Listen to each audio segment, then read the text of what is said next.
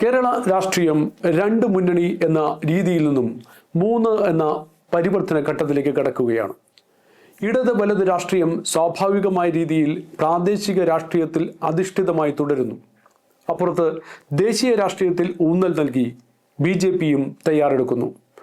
തനത് കേരള രാഷ്ട്രീയം ഒട്ടുമിക്കവാറും പ്രാദേശിക രാഷ്ട്രീയത്തിൻ്റെ ചുവടുകൾക്ക് മുൻഗണന നൽകുമ്പോൾ ദേശീയ രാഷ്ട്രീയത്തിൻ്റെ രീതികളുമായി വന്ന BJPക്ക് കേരളത്തിൽ ചുവടുറപ്പിക്കാൻ കാലതാമസം നേരിട്ടു. സോഷ്യൽ മീഡിയയുടെ അതിവേഗത്തിലുള്ള കടന്നുകയറ്റം ദേശീയ രാഷ്ട്രീയത്തിനെ കേരള ജനതയ്ക്ക് കൂടുതൽ പരിചയപ്പെടുത്തി. സ്വാഭാവികമായും പ്രാദേശിക ചിന്താഗതിയിൽ മാത്രം മുഴുകിയിരുന്ന കേരളം കുറഞ്ഞ വേഗതയിലെങ്കിലും പരിവർത്തനത്തിന് തുടക്കം കുറിച്ചു.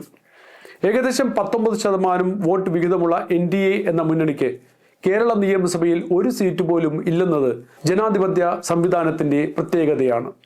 എന്നാൽ വെറും 8.5% വോട്ടുള്ള മുസ്ലിം ലീഗിന് 15 സീറ്റും 7.58% വോട്ടുള്ള CPIക്ക് 17 സീറ്റും നിയമസഭയിൽ ഉള്ളപ്പോഴാണ് BJPയുടെ ഈ അവസ്ഥ. മറ്റൊരു തരത്തിൽ പറഞ്ഞാൽ ജനാധിപത്യത്തിൽ വോട്ടുകൾ സമാഹരിക്കേണ്ട രീതിയും അങ്ങനെ സമാഹരിച്ച വോട്ടുകൾ സീറ്റുകളാക്കി മാറ്റുവാനുള്ള കഴിവും നിർണായകമാണെന്ന് വിലയിരുത്തപ്പെടേണ്ടി വരും. അതിനു വേണ്ടത് ഇലക്ഷൻ എഞ്ചിനീയറിംഗിന്റെ സമർത്ഥവും വ്യക്തവുമായ ആവിഷ്കാരമാണ്. ഇതിലേക്കെത്താൻ സുപ്രധാനമായി വേണ്ടതാണ് കഴിവുറ്റ നേതൃത്വം. കേരളത്തിലെ മുന്നണികളിൽ ഏതാണ്ട് സമമായി ചിതറിക്കിടക്കുന്ന ഭൂരിപക്ഷ വോട്ടുകൾ ഒരു വശത്തും കാര്യങ്ങൾ പഠിച്ച് തങ്ങൾക്ക് അനുകൂലമായി നിൽക്കുന്ന രാഷ്ട്രീയത്തിന് വോട്ട് കുത്തുന്ന ന്യൂനപക്ഷം മറുവശത്തും നിലയുറപ്പിച്ചിരിക്കുന്നു. ഈ രണ്ട് വിഭാഗത്തെ മൂന്ന് മുന്നണികളും എങ്ങനെ കൈകാര്യം ചെയ്യുന്നു എന്നതനുസരിച്ചായിരിക്കും കേരളത്തിലെ തിരഞ്ഞെടുപ്പ് ഫലങ്ങൾ. രാജീവ് ചന്ദ്രശേഖറിന്റെ നേതൃത്വത്തിൽ BJP നേട്ടമുണ്ടാക്കാനുള്ള ശ്രമം തുടങ്ങിക്കഴിഞ്ഞു. അണികളെ ഇലക്ഷൻ സംവിധാനത്തിലേക്ക് എത്രയും വേഗം എത്തിക്കുക എന്നതാണ് സംസ്ഥാന പ്രസിഡന്റ് ലക്ഷ്യമിടുന്നത്. 19% നിന്നും 24-25% വോട്ട് വർധനയാവും തൽക്കാലം NDA മുന്നണി ലക്ഷ്യമിടുന്നത്. രാഷ്ട്രീയ സമവാക്യങ്ങൾ മാറുവാൻ ഈ മാറ്റം തന്നെ ധാരാളമാണ്. UDF മുന്നണിയെ നയിക്കുന്ന കോൺഗ്രസ് പതിവ് രാഷ്ട്രീയ രീതിയിൽ തന്നെ തുടരുമ്പോൾ തുടർഭരണം LDFിലേക്ക് പോകുവാൻ ഏറെ സാധ്യതകളാണ് നിലനിൽക്കുന്നത്.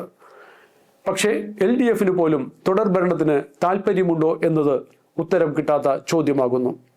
സംസ്ഥാനത്തിന്റെ തകർന്ന സാമ്പത്തിക സ്ഥിതി കൂടുതൽ ഗുരുതരമാകുന്നു എന്ന അവസ്ഥയിൽ ഏത് പാർട്ടി വന്നാലും അത് ഒരു വലിയ വെല്ലുവിളി തന്നെയാണ്.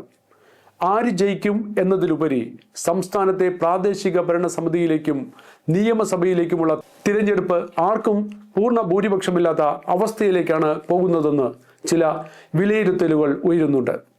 നിയമസഭയിലടക്കം അങ്ങനെയൊരു സാധ്യത തള്ളിക്കളയാനാവില്ല. BJP കാത്തിരിക്കുന്നതും അതുതന്നെയാണ്. ഭരണമില്ലാതെ മൂന്നാം വട്ടവും പുറത്തിരിക്കുക എന്നത് കോൺഗ്രസിനെ സംബന്ധിച്ചിടത്തോളം വളരെ കടുപ്പമേറിയതായിരിക്കും.